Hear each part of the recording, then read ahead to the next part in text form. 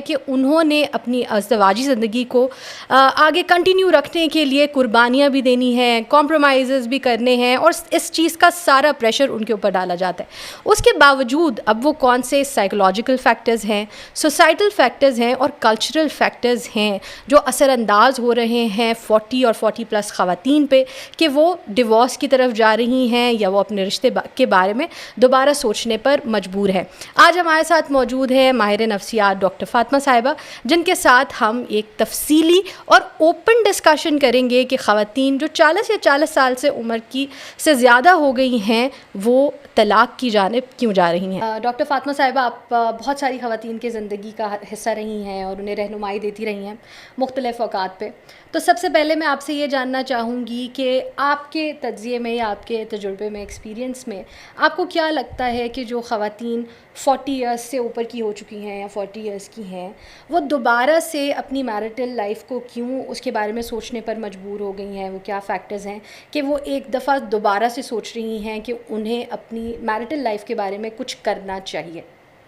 देखिए, हमारे माशरे में अगर हम पाकिस्तानी कल्चर की बात करें तो यहाँ पे ये होता है कि 25 या 20+ जब लड़की होती है उसकी शादी हो चुकी होती है। फिर उसकी ज़िंदगी की 40 साल तक जो ज़िंदगी का उसका टाइम है वो इसमें गुजरता है कि बच्चों की स्कूलिंग स्टार्ट हो जाती है, बच्चे बड़े हो जाते हैं। जब एक औरत 40 साल की उम्र में पहुँचती है, एक शादीशुदा औरत, तो उस वक़्त बच्चे अपने करियर ओरिएंटेड हो चुके होते हैं। उस वक़्त औरत जो है अपनी ज़िंदगी के बारे में दोबारा सोचती है कि उसने अभी तक लाइफ में क्या अचीव किया है, क्या उसके गोल्स थे, उसने क्या कुछ अचीव कर लिया है। और ये वो टाइम होता है जब औरत में इमोशनल जो उसकी अटैचमेंट होती है वो कम होना शुरू हो जाती है अपने हस्बैंड से, इमोशनल नीड्स उसकी ज़्यादा हो जाती हैं। इसके अलावा जो औरत होती है वो ख़ुद को अकेला महसूस करना शुरू करती है कि उसे लगता है कि सिर्फ़ उसने अपनी शादीशुदा ज़िंदगी के जितने भी साल गुजारे हैं वो सिर्फ रिस्पॉन्सिबिलिटीज़ में गुजारे हैं, तो उसकी अपनी ज़ात कहाँ पे खड़ी है इस वक्त। तो बेसिकली ये वो पॉइंट्स होते हैं जब औरत जो है वो अपनी शादीशुदा ज़िंदगी के बारे में दोबारा सोचना शुरू कर देती है। यानी एक बहुत ही वल्नरेबल, एक बहुत ही कमज़ोरी वाली सिचुएशन में अपने आप को औरत पाती है जब वो डिटैच हो रही है अपने रिश्तों से और वो दोबारा से गौर व फिक्र करने पर मजबूर हो गई है। आपके पास बहुत सारी ख़वातीन आती होंगी जो आपसे बात भी करती होंगी, तो ऐसे कौन से प्रॉब्लम्स हैं, मसाइल हैं जो वो ख़ुद आके आपको शेयर करती हैं कि मैं अब ये फ़ेस कर रही हूँ? फ़र्स्ट ऑफ़ ऑल आइसोलेशन, तन्हाई। बिकॉज़ हस्बैंड वो जॉब पे, ख़ास तौर पे वो ख़वातीन जो हाउसवाइफ होती हैं घर में, जिन्होंने सारा दिन गुजारना होता है, बच्चे वो अपनी स्कूलिंग में, अपनी कामों में बिज़ी हो जाते हैं, जिसकी वजह से क्या होता है कि औरतें पहली बात है ख़ुद को तनहा महसूस करती हैं। सेकंड थिंग ये है कि इनकी फ़ाइनेंशियल इंडिपेंडेंस नहीं होती, सही, मुआशी तौर पे मजबूत नहीं होती ख़वातीन, जिसकी वजह से उन्हें डिपेंडेंट रहना पड़ता है। इसके अलावा शौहर की तवज्जो बढ़ जाना, बच्चों की तवज्जो बढ़ जाना, ये सारे वो मसाइल हैं जो कि डिस्कस कम किए जाते हैं। सेकंड थिंग ये है कि इन चीज़ों को कंसीडर कोई नहीं करता उनकी फैमिली में। एग्जैक्टली मतलब एक औरत है वो हमेशा से अपने हस्बैंड से अटैच रही है, अपने बच्चों से अटैच रही है। अब बच्चे उस उम्र में जहाँ पे वो ज़्यादातर वक्त स्कूल और एकेडमीज़ में गुजार रहे हैं, हस्बैंड अपने काम काज में मसरूफ़ है, तो औरत के पास वो एक ऐसा इंडिविजुअल स्पेस है, अकेली है, जब वो इन चीज़ों के ऊपर गौर कर सकती है और ख़ुद को अकेला भी महसूस कर रही है। तो ये आप मुझे ये बताएं कि इनके अलावा कुछ वो कौन से सोसाइटल फैक्टर्स हैं जो अराउंड मूव कर रहे होते हैं ख़ातून के, जो उनको मजबूर करती है या उसके ऊपर प्रेशर डालती है कि वो अपने आप को इस तरीके की सिचुएशन में अकेला महसूस करती है या कमज़ोर महसूस करती है, अपना राय बदलने के बारे में सोचती है? सबसे पहली बात मैं ये कहूँगी कि हस्बैंड की सपोर्ट बहुत ज़्यादा मैटर करती है इस पॉइंट पे आके। ख़ास तौर पे हमारी फैमिलीज़ में या हमारे कल्चर में ख़वातीन जॉइंट फैमिली सिस्टम में रहती हैं, और जॉइंट फैमिली सिस्टम में अगर हस्बैंड कोऑपरेटिव हो तो औरत हर तरह के लोगों के साथ गुजारा करने के लिए तैयार हो जाती है। हस्बैंड अगर कोऑपरेटिव नहीं होता तो औरत के लिए गुजारा करना मुश्किल हो जाता है। और हमारी सोसाइटी में ये बात कही जाती है कि आपने कोऑपरेट करना है, कुछ भी हो जाए आपने कंप्रोमाइज़ करना है, और ये कंप्रोमाइज़ सिर्फ औरत को ही सिखाया जाता है कि आपने कंप्रोमाइज़ करना है, ये हमारा सोसाइटल प्रेशर होता है। सेकंड थिंग ये कि अगर औरत इंडिपेंडेंस चाहती है, लिबर्टी चाहती है, या सिर्फ वो ये हम कह लें कि अपनी ख्वाहिशात के मुताबिक अगर ज़िंदगी गुजारना चाहती है, तो उसमें ये चीज़ बड़ी मैटर करती है कि आपने अलग नहीं होना। यानी हमारा एक कल्चर बन गया है, हालांकि और हम लोग अपने कल्चर की रूट्स के साथ कनेक्टेड रहना चाहते हैं। सही, यानी हम लोगों ने कल्चरली एक खातून को इतना डिप्राइव कर दिया है, एक औरत को इतना डिप्राइव कर दिया है कि उसकी ज़िंदगी इन्हीं चीज़ों के अराउंड घूमती है। ये हमारा उन ख़वातीन के बारे में बात हो रही है जो बिल्कुल हाउस वाइफ हैं, घरेलू ख़वातीन हैं जो घरों में ही रहती हैं, कोई काम नहीं करती, जॉब नहीं करती, आउट गोइंग नहीं है।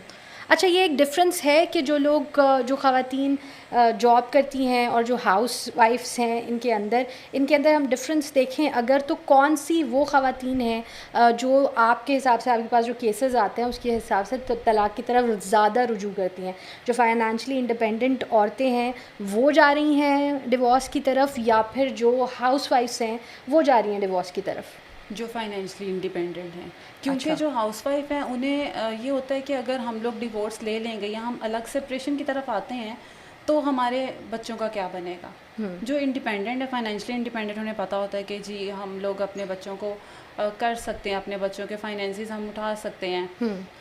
तो इसके अलावा जो जॉब होल्डर्स ख़वातीन हैं उन्हें ये लगता है कि हमारा सोसाइटी में एक नाम है, हमारी पहचान है, तो हमें हस्बैंड की सपोर्ट अगर नहीं भी होगी तो हम लोग सोसाइटी के साथ चल सकते हैं।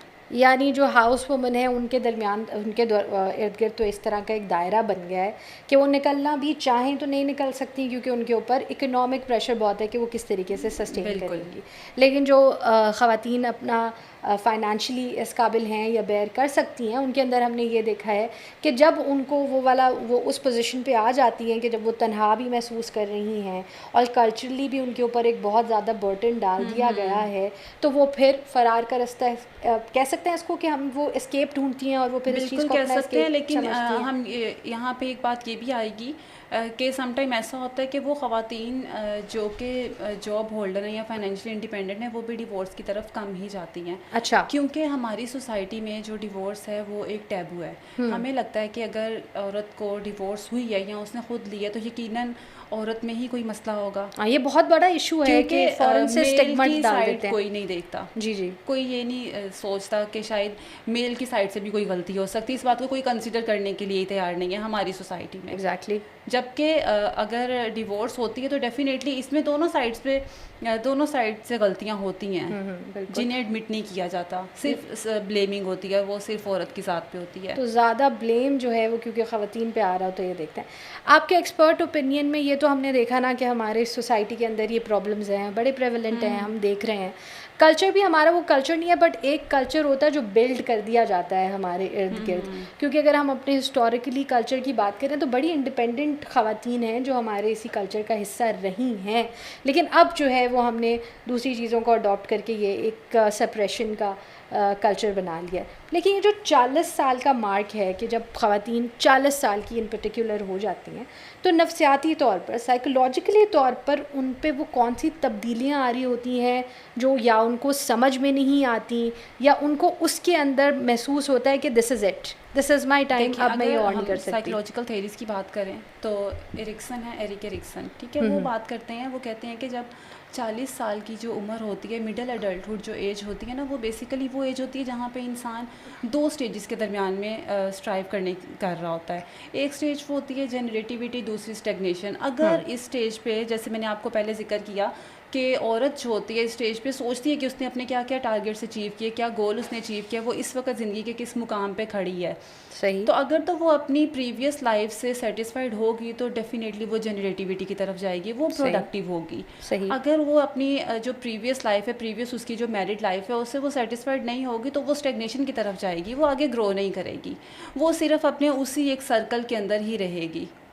तो ये हम देख रहे हैं कि औरत की ज़िंदगी ख़ासकर 40 साल के बाद, ख़ासकर आप कह रही हैं कि हाउस वाइफ्स की जिनकी ज़िंदगी के अंदर ख़ास बदलाव नहीं आता, वो एक स्टेगनेंट पोजीशन पे चली जाती है कि वहीं पे खड़ी रही है, साल ज़िंदगी में गुजर रहे हैं लेकिन वो अपनी ज़िंदगी में उसी जगह पे खड़ी हैं, उनके अंदर कोई ग्रोथ नहीं है, कोई प्रोडक्टिविटी नहीं है जो उनको मजबूर करती है इस चीज़ को सोचने के लिए। इसके अलावा ये है कि 40 साल की उम्र वो उम्र होती है जिस वक्त ख़वातीन में फिजिकल चेंजेस हो रही होती हैं, हार्मोनल चेंजेस हो रही होती हैं। इन चीज़ों पे बड़ा स्टिग्मा है कि कोई डिस्कस नहीं करते हैं, क्योंकि कोई इन चीज़ों को कंसिडर ही नहीं करता। उन्हें लगता है कि शायद ये काम करके थक गई है, ये बच्चे संभाल के थक गई है, जिम्मेदारियों से थक गई, इसलिए ऐसा रवैया अपना रही है, जबकि हकीकत ये नहीं होती। 40 साल में बेसिकली मेनोपॉज होता है।